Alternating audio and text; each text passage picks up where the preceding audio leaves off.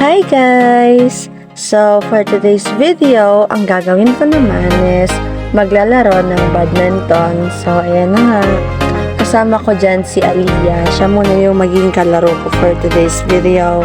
Kasi no choice, charot. Sisimula na nga kami maglaro dyan. At ayan, unang tira pa lang ay palpak na agad. Another one. And palpak ulit. Sabi ko na nga ba wala kasi akong ibang makakalaro. So, yan, kailangan natin pagtiyagaan. Charot. But, ayan, so simula lang naman yan. We keep on starting over and over. Medyo mahangin rin nga pala kaya hindi kami masyado makapaglaro ng maayos kasi nililipad ng hangin yung shuttlecock namin. So, ayan po, duling po ang atin nyo. Duling po ang atin nyo. Hindi agad natatamaan kahit sobrang lapit na.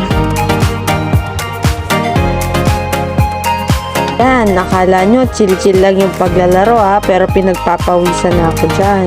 At ayan nga, may lumipad. Batang makulit. Sumasama pa sa video. Actually, di nga ako makapag-focus niyan kasi nga maraming bata na nasa likod ng camera. Paulit-ulit ko pa sila sinasabihan na wag gumalaw kasi baka matumba yung phone stand ko.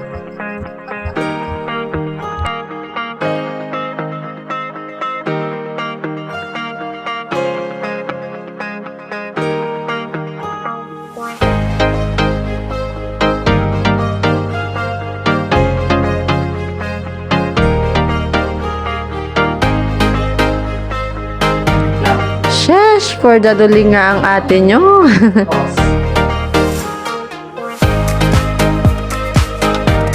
So, ayan, ginamit ko na ang pinagbabawal na technique. Pinas forward ko na yung video kasi nga masyadong matagal yung paglalaro namin kanina and pagod na ako dyan. So, ayan, pinas forward ko na dahil wala na talaga akong masabi. Hindi ko na alam yung sasabihin ko sa bawat clip.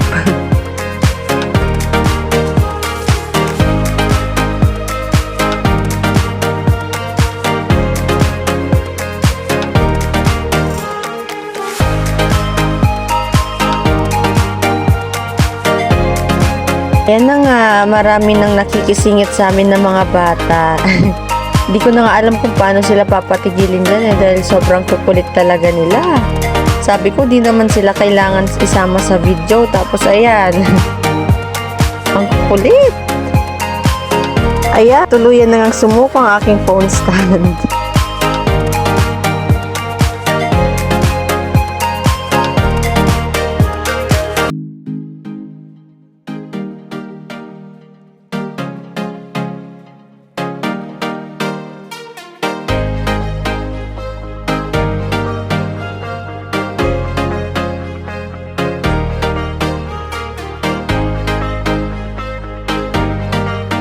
For the pagod na nga ang mga person dyan, pero sige lang, laro lang, kasi nag-e-enjoy naman. Actually, may benefits din kasi talaga yung paglalaro ng badminton.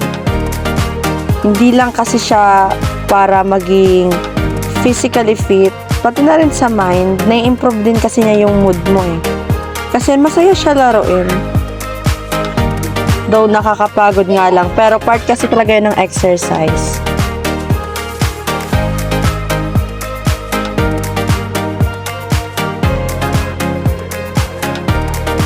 Ayan, iniikot-ikot pa nga ng person ang racket. Feeling ang galing. Yan, ikot-ikot pa ng racket. Kala mo talaga ang galing maglaro eh. Feel na feel.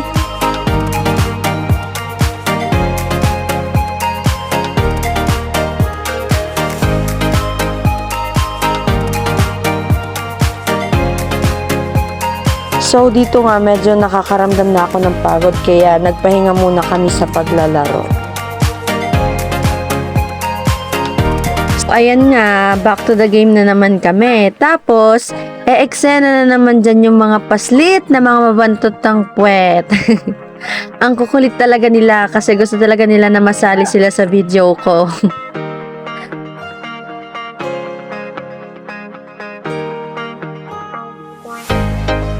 So, ayan, dito nga ay medyo Naaligagana naman ako kasi nga maraming ng bata. Gumagalaw-galaw na yung camera ko. Ayun na nga sila.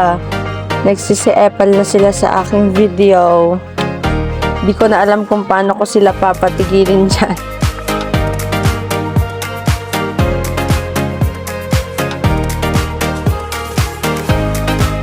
Ayan, kinuha nga ng isang bata dyan yung camera ko. Kaya ayan, masyado siyang magalaw.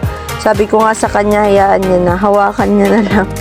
Kasi gumagalaw-galaw na yung phone stand ko dyan. Kukulit talaga. Ang hirap mag-video kapag may mga batang makukulit.